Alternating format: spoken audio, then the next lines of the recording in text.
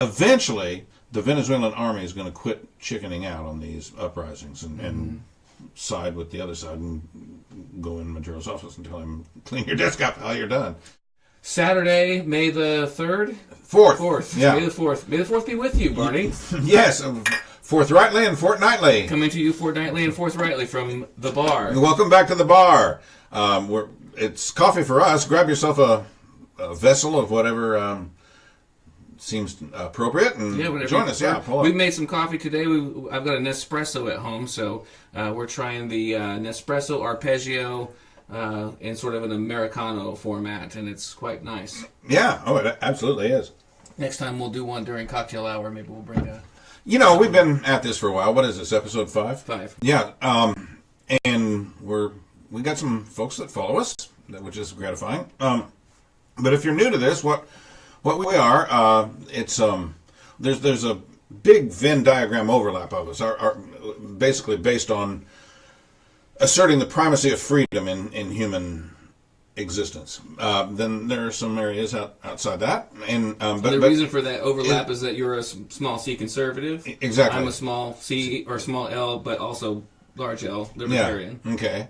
I'm Barney Quick. I am a journalist for a living. I'm both print and broadcast, and I do some opinion writing as well. I'm also a musician and an educator.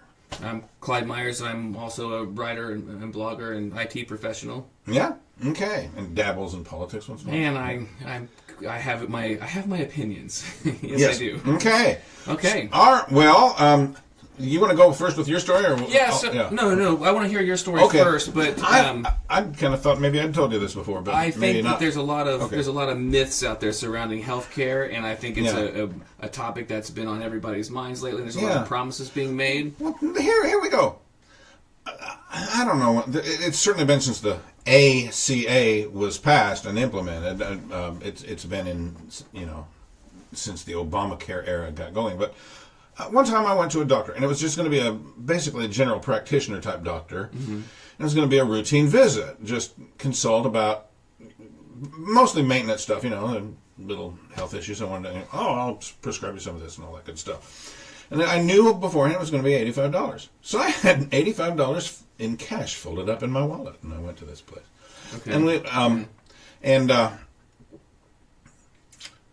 we had a very nice visit, and I got done. I went to the front desk lady, and I said, here's my $85 in cash. She says, oh, no, we have your insurance on file. Let's run it through your insurance and see how much they'll pay of it.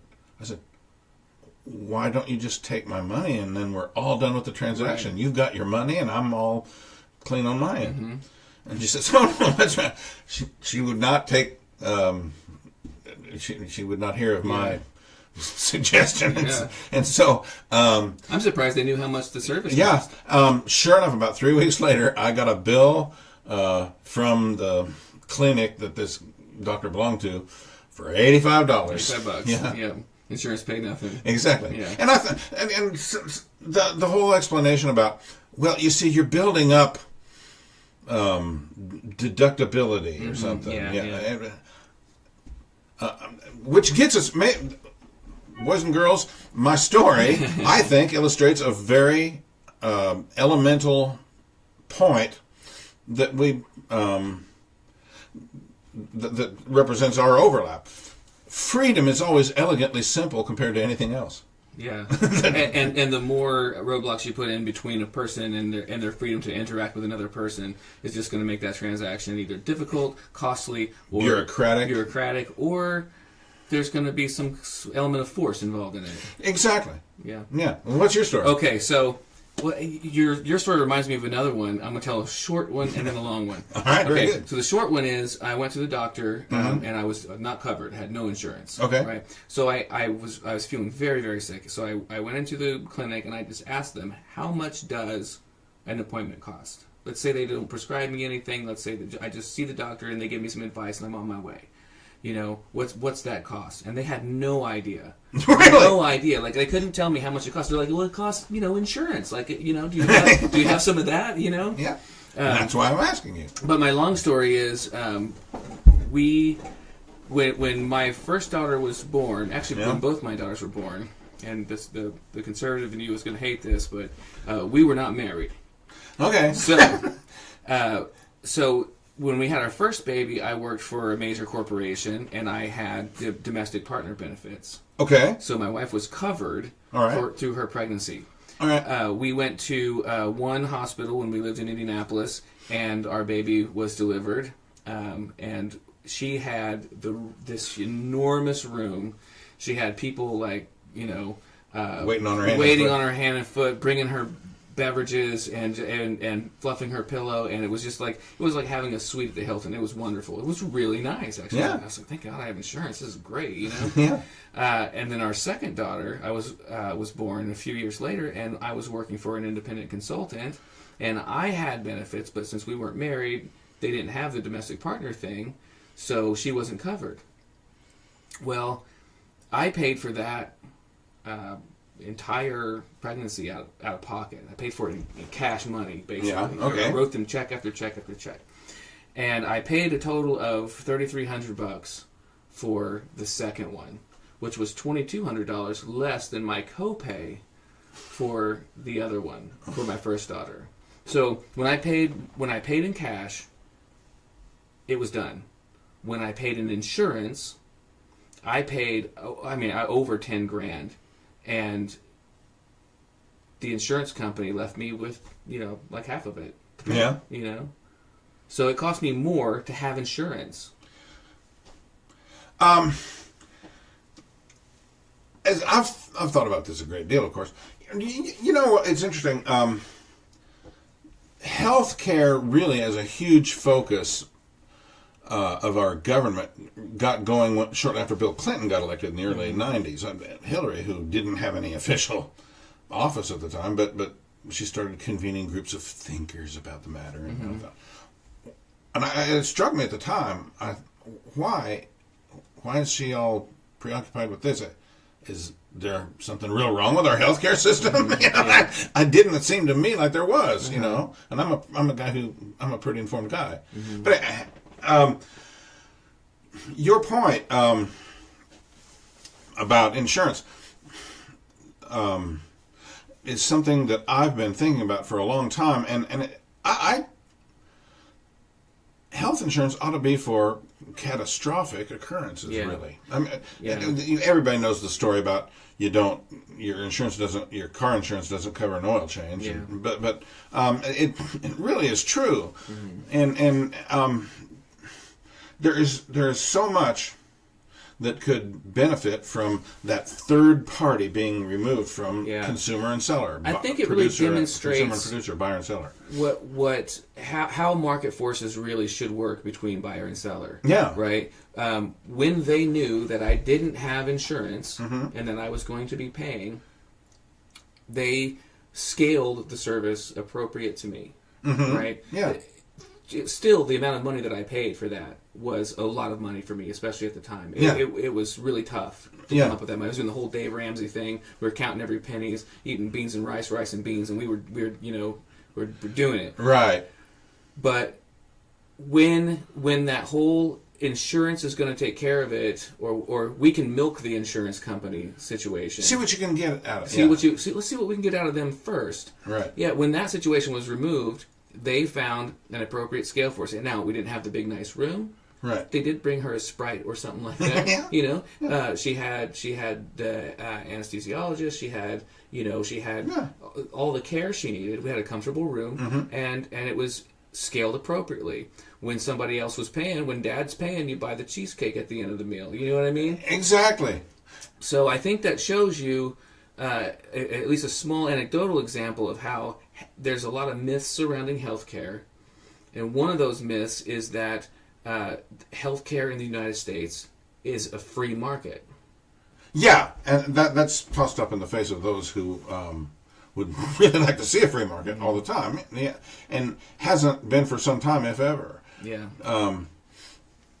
And we were talking before the show started that some of this got going during World War II with wage caps and a shortage of talent, because a lot of things were going to, including human resources, were going to the war effort, and so to attract and retain top talent, companies started offering what came to be known as a benefit package in lieu of the just out and out salary compensation they would have given them. Yeah. And that's and health insurance has been tethered to employment to a large extent ever since. Right. And so when the ultimately the larger economy is not free, right? Employers aren't allowed to compensate in certain ways. Yeah. Or if they compensate at certain levels, they will be taxed higher or pay other penalties. Yeah. Then they find ways to attract the top talent, like you said, and that comes in the forms of fringe benefits. Exactly.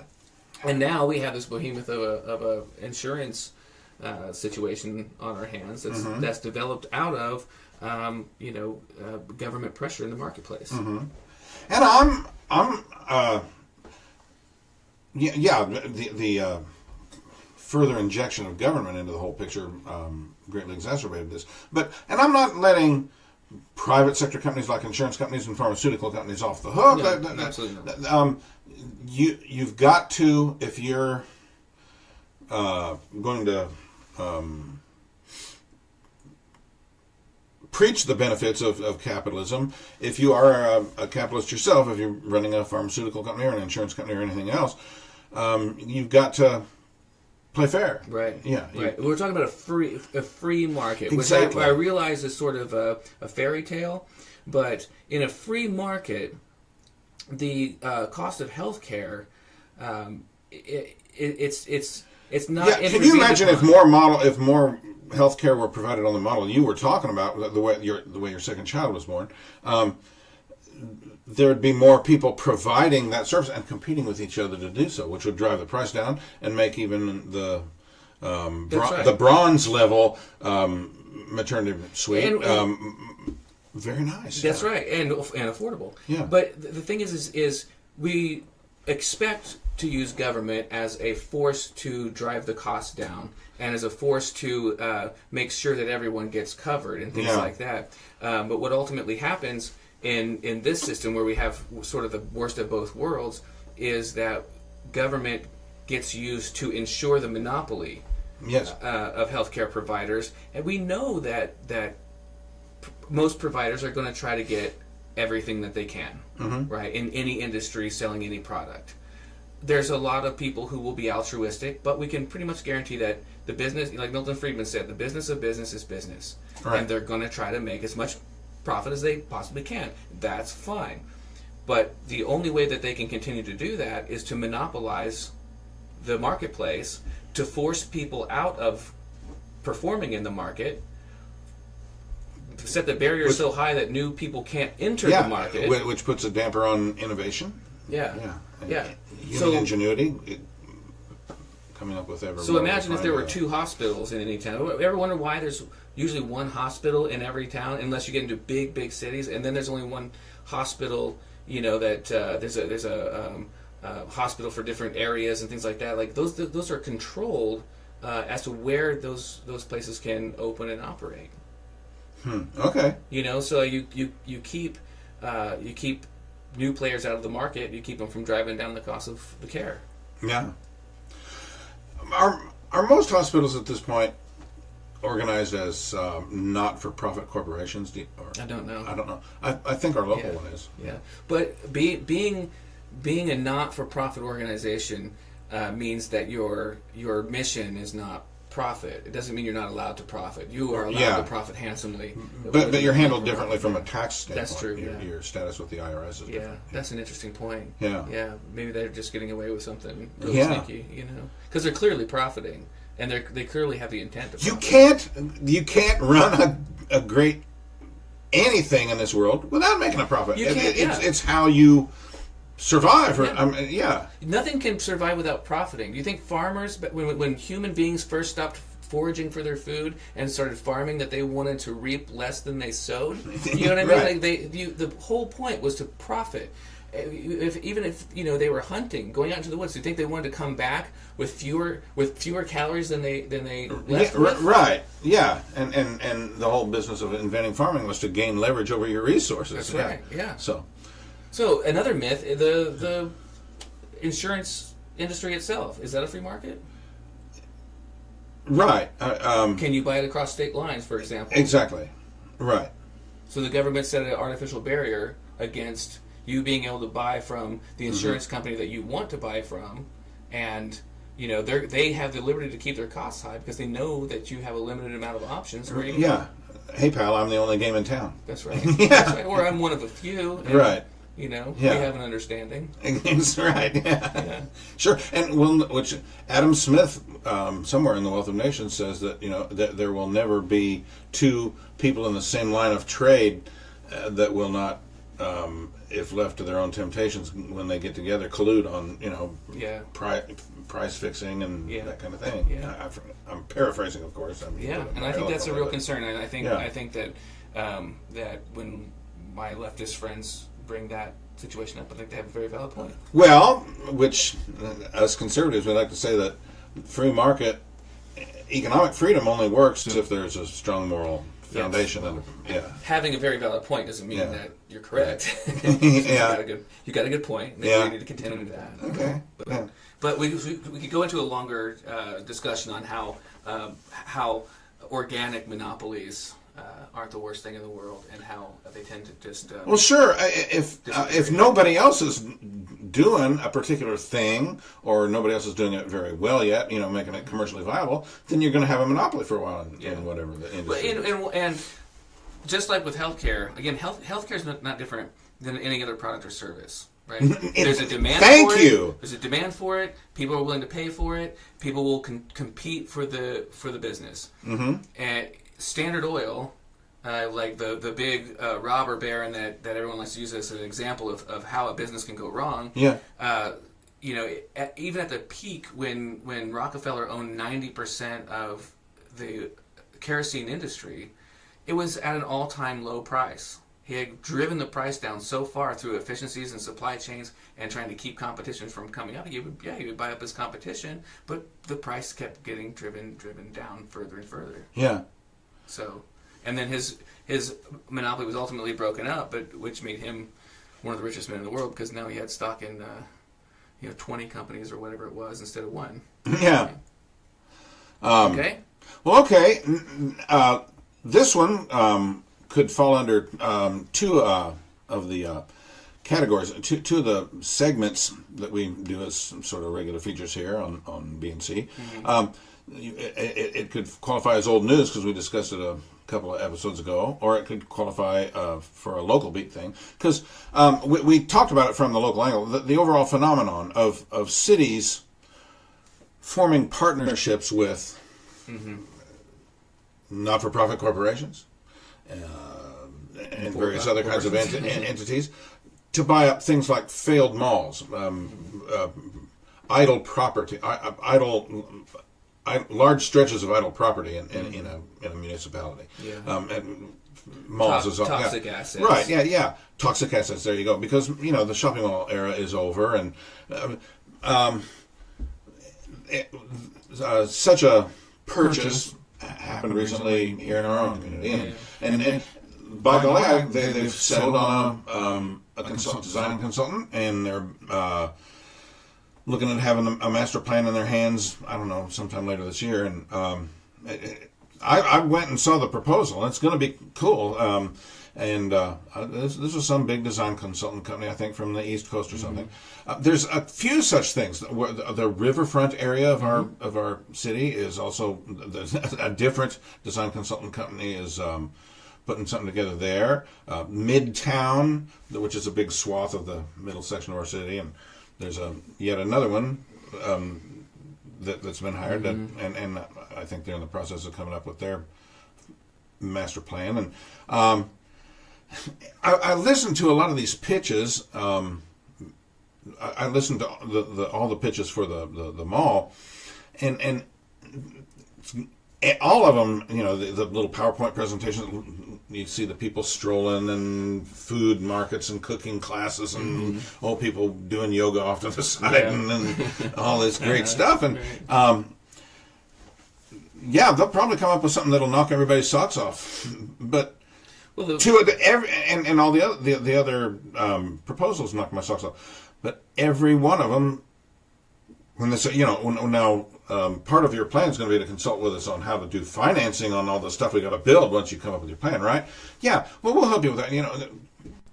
No, they mention philanthropy and corporate this and that, and they always throw in subsidies and grants from the federal level. Yeah. Clyde, my man, that's there's a word for that. It's called redistribution. Yeah. That's asking people in Alabama and Hawaii and Montana and Vermont to pay for whatever kind of a cool facility we come Thank you up all with. for buying out our mall. Yeah, exactly. Yeah. Yeah, you know what knocked everybody's socks off?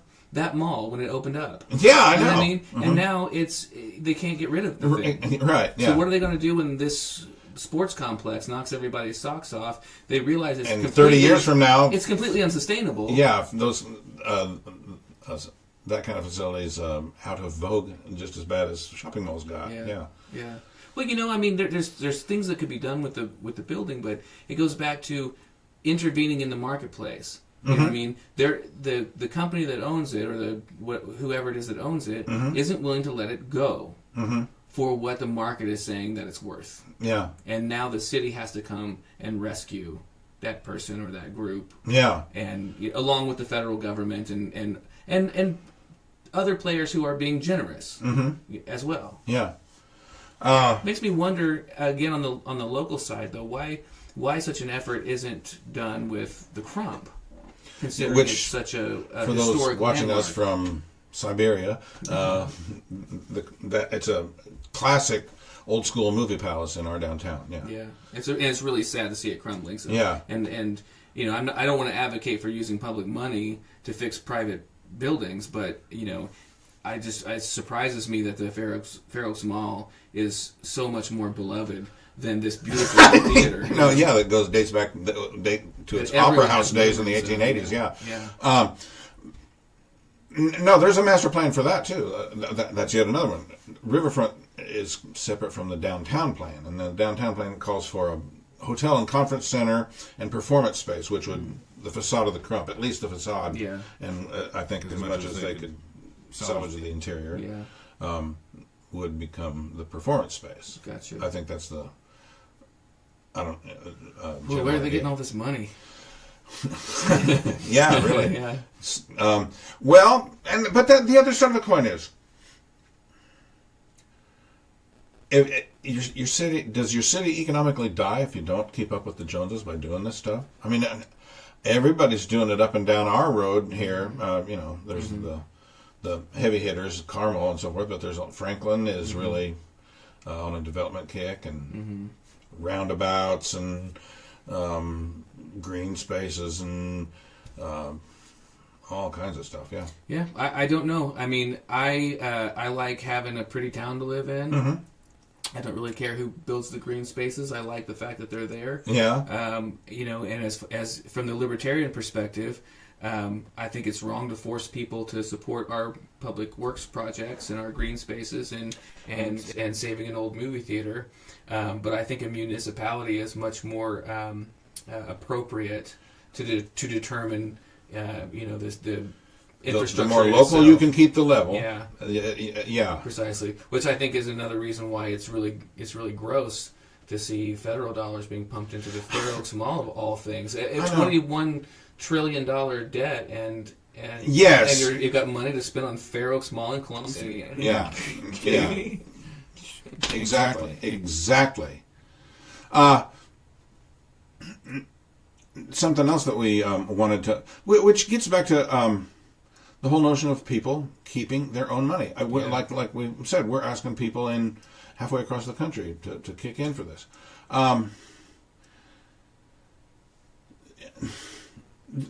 The whole notion of how interdependent we are is something that comes up in a lot of exchanges I get into. Do you ever run into these people that want to translate? Well, roads and bridges are socialistic and that kind of thing. Yeah. No, there's basic structures that maintain public order. We could have a long roads conversation. We'd be driving cars in each other's front yards if we didn't. Oh, come on, Barney. Yeah. Okay. Yeah. I mean, but no. Okay. So as a conservative and as a libertarian. Yeah. Okay. The roads conversation always comes up with kooky libertarians, but do you think that we'd really be driving cars in each other's lawns if roads weren't provided by government? You know, like we wouldn't be able. We as grown men can conduct our transactions in society. 99% of us can conduct ourselves properly and obey the rules, whether they're set by government or set by society or each other. Right? Yeah, or some private organization. There was a great thing. I was listening to Jordan Peterson talking, and he was talking about eBay and how the default setting was supposed to be, you know, I send you junk and you send me a check that bounced. But everybody did it right. You know what I mean? And I think that people would behave the same way if given freedom to choose. Most people would do things right. Yeah, you'd probably get a car on your lawn once in a while. Yeah. You still risk that today. You know what I mean? That's true. But we should have a road show for sure. Okay. Yeah. But again, I don't want to get off on a tangent on roads, but I get it from lefties. The whole business about, well, roads are socialistic, you know, and therefore we ought to have free Medicare for all. I mean, they make that leap, you know. Yeah. Well, I mean, but also roads are always underfunded. They're always falling apart. They're always under construction. I mean, there's innovation that's being missed in roads because it's not socialistic. It's a government granted monopoly. Yeah. Well, they put contracting work out for bids when that's right. Yeah.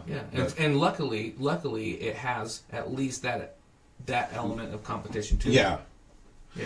Okay. But if a business A and business B wanted to get their products to each other and to customers, they're going to find a way to do that. That may be roads, that may not be roads. Yeah. I mean, there were roads before there were. Sure. Human ingenuity would think of a way to get her done. Yeah. That's right. Yeah. Well, I think we ought to talk about something that I find glaringly obvious. It just stares me right in the face. The correlation, the obvious correlation between the great economic numbers the other day, including an unemployment rate of 3.6% in April, lowest in 50 years, lowest since 1969, and how we've now experienced over a full year of unemployment at 4% or lower.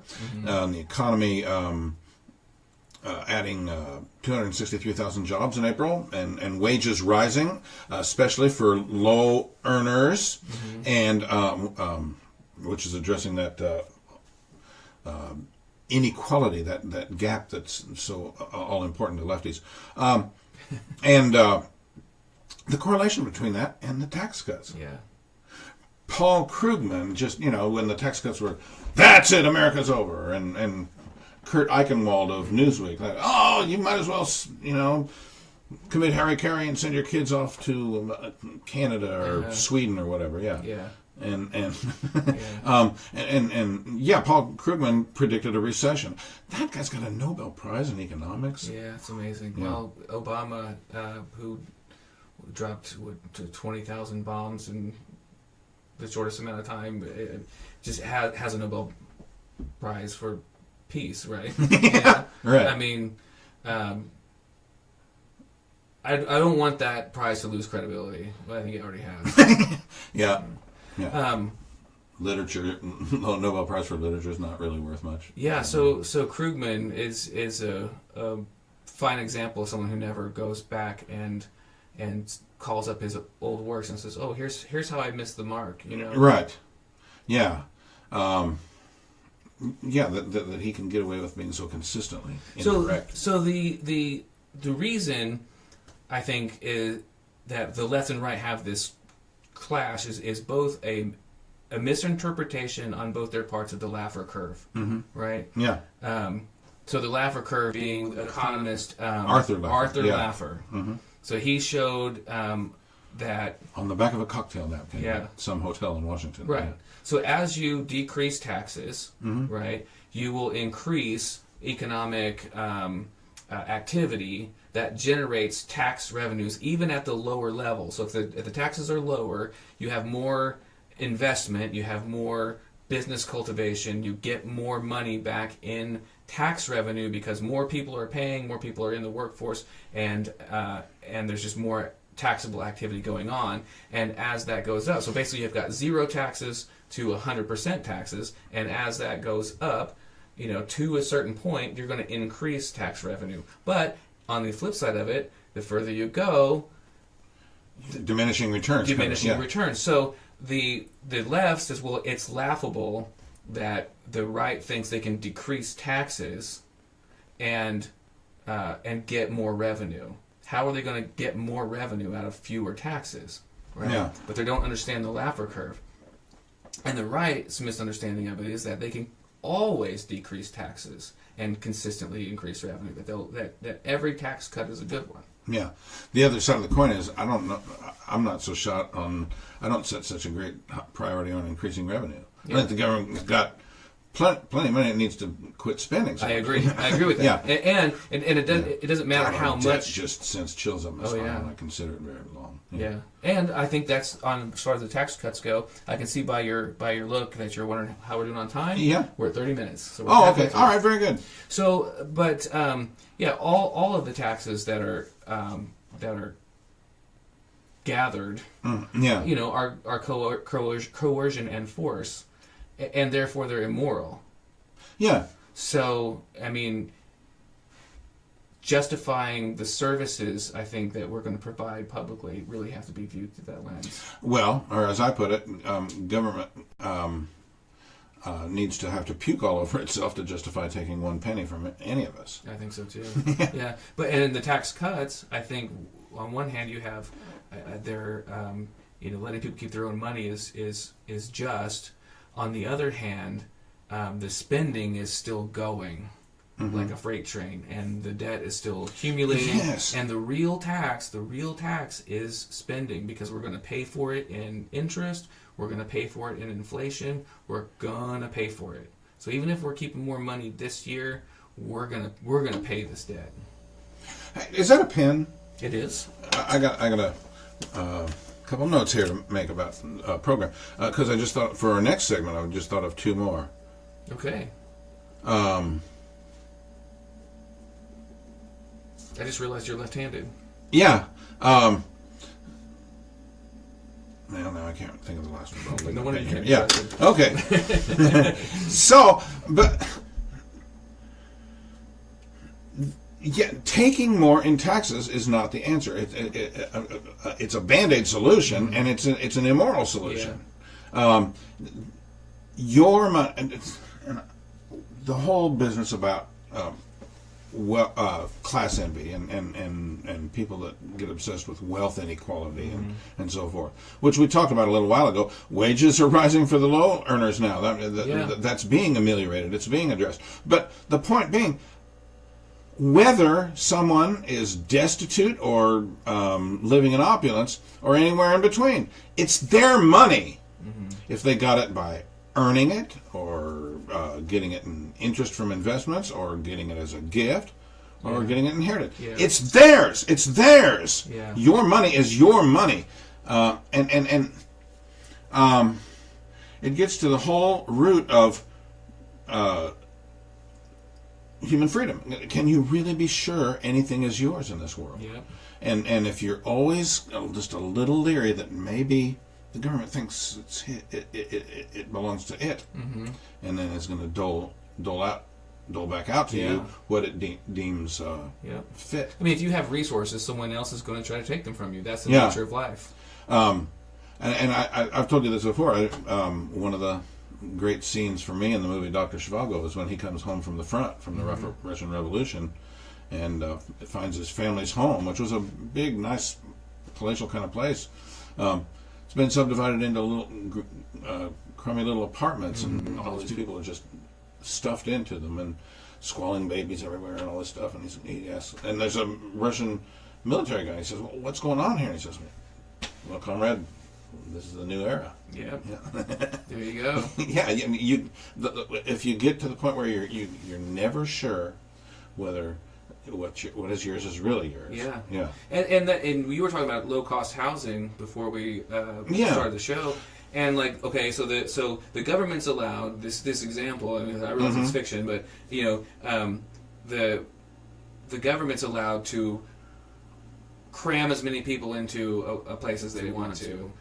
They can maintain dangerous facilities. Yeah. But a privately owned or a private entity couldn't open up a place and say, okay, I want to do like dorm style very small habitations for people, and that's how we'll get low cost housing. We'll have a big building, we'll put a whole bunch of people in it. They'll have very small rooms, but they'll have their needs met, and it'll be very, very inexpensive. And people who choose to opt into that situation can do so if it works out for them in their lives. You never get that passed.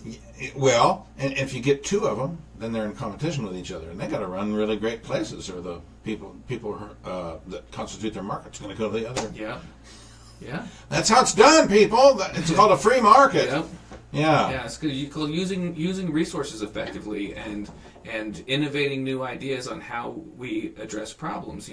If you're talking about low cost housing, one of the things you could do is build those houses in a place that costs less to heat and air conditioning. So, like the perfect place to build low-cost housing would be San Francisco, or those kinds of places where it's an agreeable temperature most of the time. Yeah. You don't have to heat it up that much. You don't Right. have to cool it down that Yeah. much. So you should have just massive stacks of of people in those areas, and the what it takes to get a building permit down there, especially if you want to build low-cost housing. If you want to cram a bunch of people into a small space, you'd never get it done. Got one more segment here. All right. This is a new one. Let's try this out this week. I'm excited about this one. Yeah, they really said that, and there were some doozies this week. There was a state senator in Alabama who's speaking about a partial birth abortion bill that curbing it down in Alabama, said on the floor of the state senate that some kids are unwanted. You either kill them now or later, and he's coming for a huge backlash about it. But talk about making plain what really goes on when you terminate a pregnancy, and then he went on to comment on Donald Trump Jr., the president's son, saying that now there's an example of a kid that whose mom would have benefited from an abortion. My God. Yeah, and so the level of civility in this country is. And who was that person? John Rogers. His name was John. Yeah. And his affiliation is Democrat in the Alabama State Senate. Yeah. Mm-hmm. Then there is Ilhan Omar, the House member from Minnesota, Somali by origin, and she's quickly developed a reputation for saying some really incendiary stuff. And her latest, of course, everybody's aware of what's going on in Venezuela right now. It looks like it was failed, but there was an uprising attempt, and things are at a state of maximum hellishness down there, and the economy's in shambles, and you got armored tanks running people over in the streets of Caracas and so forth. She says that the United States, is culpable. The United States, something about its policy is causing this to happen. The United States has really not had a great deal to say about Venezuela for a long time, other than the occasional statements that they find developments under Chavez and now Maduro undesirable, but that's about it. The ruination of Venezuela is completely on Maduro and his party. Yeah. Well, I don't know the specifics of it. Do we have any kind of sanctions on them or things like that? Oh yes, yeah, sure. So I mean, I think that I don't know what the scale would be of our culpability, but I really think that if we impose sanctions on a country, that really just turns into the poor people or the common people in that country. They can't have access to a wider array of things, right? Yeah, and that breeds contempt for the nations that hold those sanctions over them. Yeah, you know, and there are even if the reason, the motive is to put the squeeze on the leadership of the state in question, right. and to the point where, oh gee, we can't have this. Our people are starving, and so.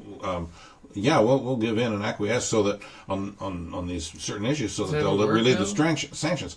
The dictators, in the case of say Castro in Cuba or Maduro in Venezuela, they're not moved by that kind of thing. Look at Kim Jong-un. Yeah, right. Like, the guy's eating okay. Right. You know what I mean? Everyone's starving in the country. He's got all the resources he needs. Yeah. To live a lavish lifestyle. Talk about income inequality. And of course, you libertarians are big on the idea that if we can find ways to foster person to person and enterprise to enterprise trade with it between, say, the United States and Venezuela, to use the example at hand. But I know Ron Paul several years ago used to say that was the key to alleviating the Iran situation. Yeah, but I think so too. How, with those heavy-handed governments in those places, how do you make sure that? We have enough trouble with China with intellectual property theft and them insisting on 51% ownership of joint enterprises and all that kind of thing.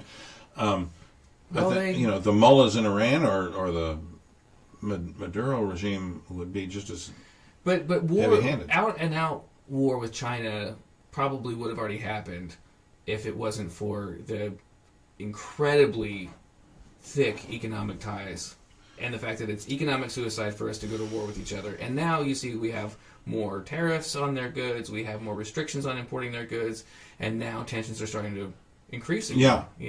Right. Those are correlated. I don't know that it shows causality, but you can see that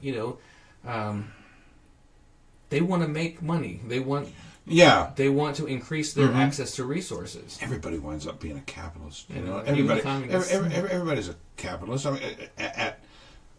Because I've heard it said that freedom is the absence of any ism. Really, freedom and economic freedom is at the core of all freedoms. Is the absence of a model that we're all going to do it by, anything of a collective nature like that. Yeah. Well, and people want to trade. They want to buy and sell and see what you got, and they want resources. Stuff, They don't want to. They don't want to want for things. That's all. That's all people really want. And there are some people who want power. Yeah. Right. And that's definitely something you have to keep in check. But the beauty of the market system is that it helps keep those things in check. Absolutely. You know what I mean? Like, yes, Jeff Bezos has got a lot of money that gives him a lot of power.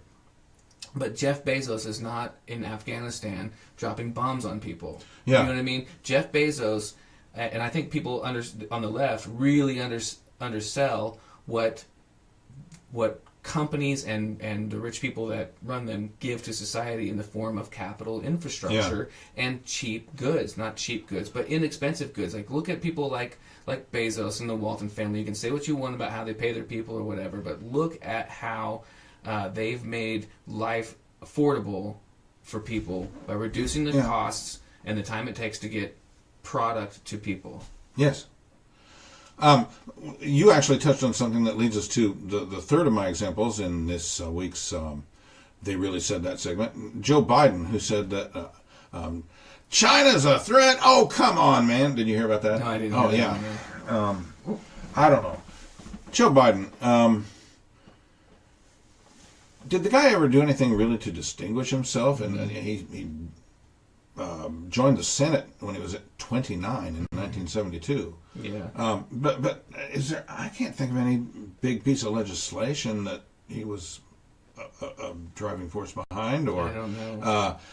But didn't Obama say also when he was running against Mitt Romney in 2012? Oh, Mitt Romney said Russia is the biggest threat in the yeah. The 80s went their just called, and they want their foreign policy back. Yeah. Right. He really said that. Yeah. These places, they may not be mortal threats, and there's I'd like to think that there are peaceful ways of coexisting with them. Yeah. But they're not. They're not like our relations with Switzerland or something. Yeah. It's just a different. You do have to take them quite seriously. I think they're the other hyper powers in the world.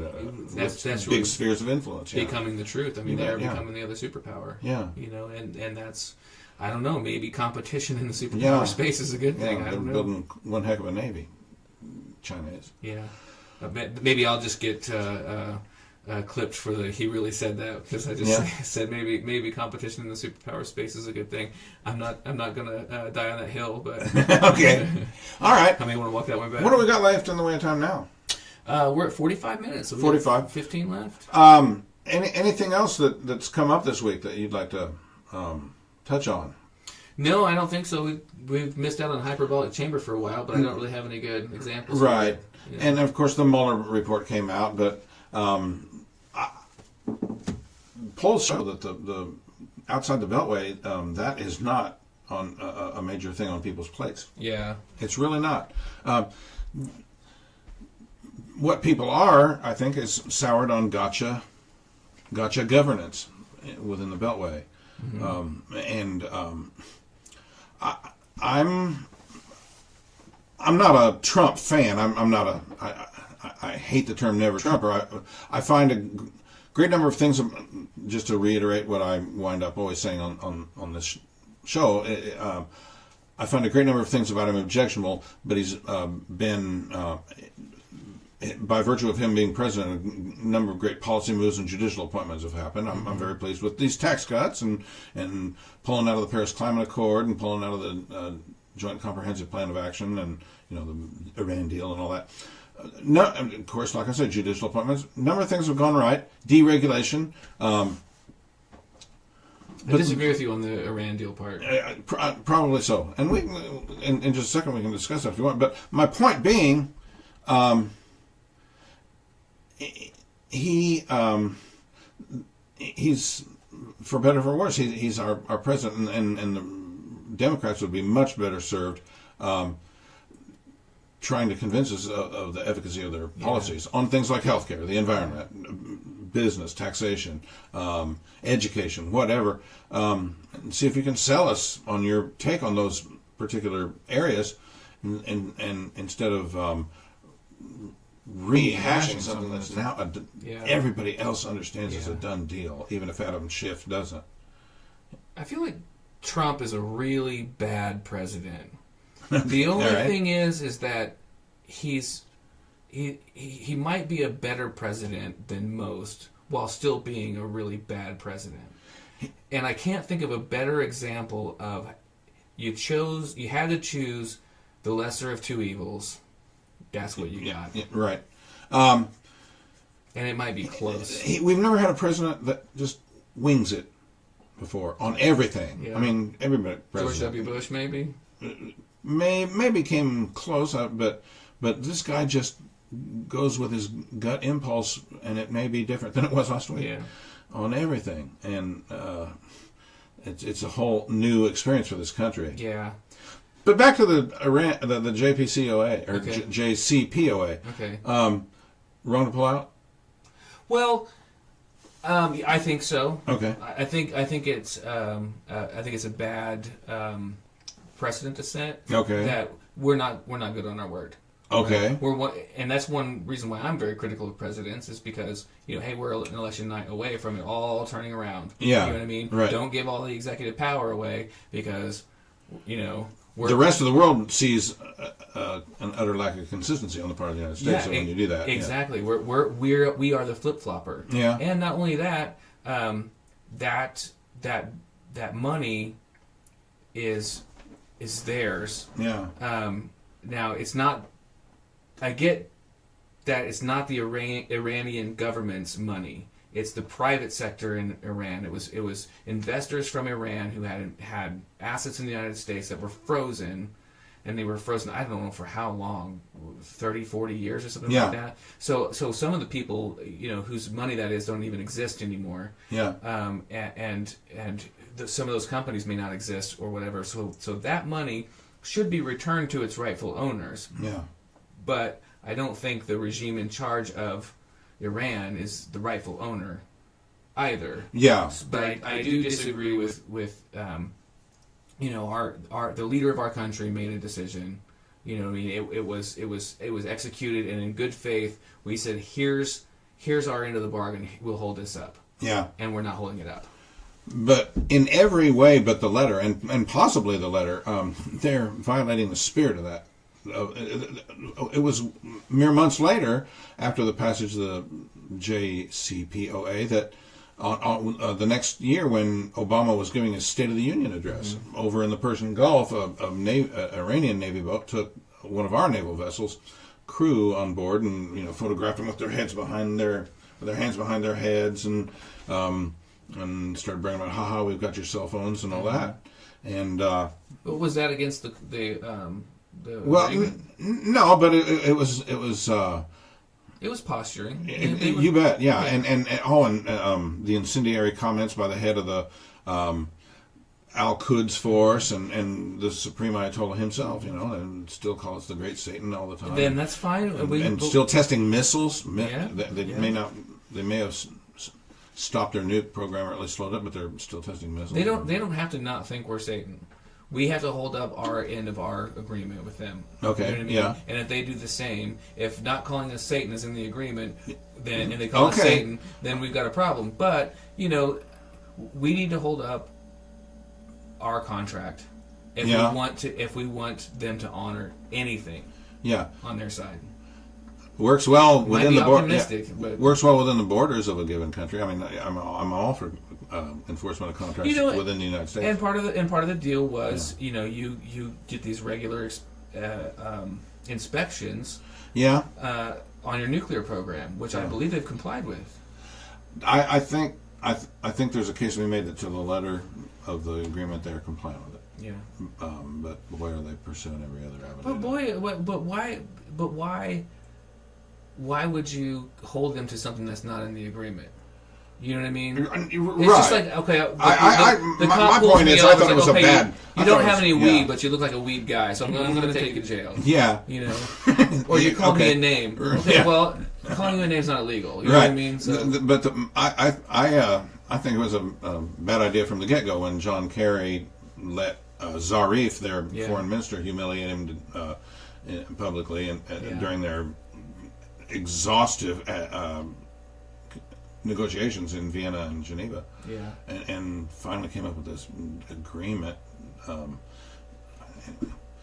I get tired of guys like Obama and Kerry. It's a particularly offensive form of narcissism. They think they're such grand visionaries that are going to usher in a new era of unicorns and rainbows and unprecedented comity between the nations. And that's human history tells us different. And you're trying to sell the snake oil, pal. Yeah, especially when you go into a country and you start an illegal war with them, and then you let their leader be sodomized to death. I mean, that doesn't really look good on the world stage. Well, that's the interesting thing. That was happening in the same era, generally speaking. Yeah, you're talking about Libya, right? Mm-hmm. Yeah. The rogue state dictator that he was, it had been years since Gaddafi had been any trouble on the world stage. Mm-hmm. It was all he could do to try to herd cats in his own country, because Libya's a wild place. I bet it is. And now it's even wilder. But we kicked the hornet's nest and turned it into what it became. Actually, it does kind of fit with this. I'm a grand visionary because the Arab Spring was going on, and let's help kind of go push things in the direction of Libya going the same direction as Tunisia and Egypt and other countries along there that were going all Arab Spring. well, and of course Syria, which was part of that too in early 2011, and that's worked out quite badly. Yeah. But yeah, yeah. I'll concede the United States can has to be careful about being heavy-handed in these situations, which gets us back to Venezuela. Yeah.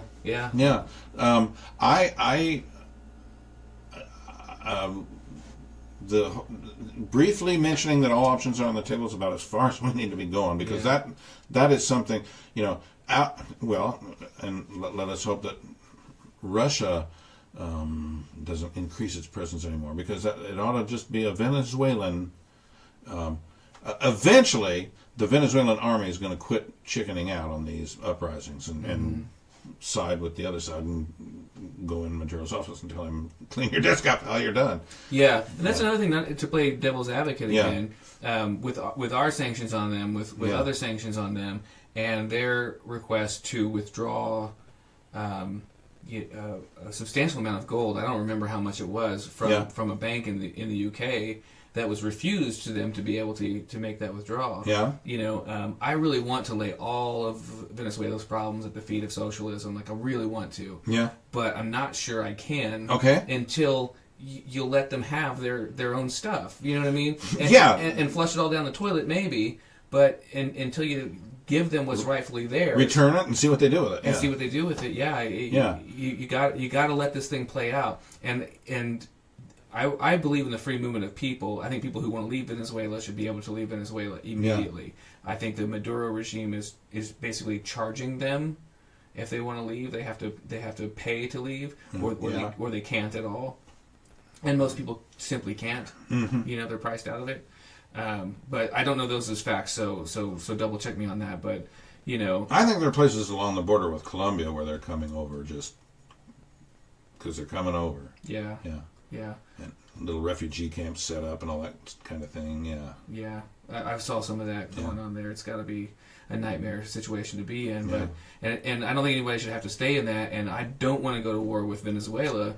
But I also don't. I still have a moral problem with leaving 30 million people down there held hostage exactly, and there's their homes. Just about no zoo animals left to eat. Seriously, it's to that level. Yeah, it's getting real bad. Yeah, but let's talk about it a little bit more next week, maybe. Or? Yeah, absolutely. Yeah, we do this fortnightly and forthrightly. We do. This is the Barney and Clyde podcast, and you're always welcome here at the bar. And hope you've enjoyed this afternoon's. Mal, let's get on today. And stay free and enjoy the rest of your weekend. We'll see you back at the bar in a fortnight.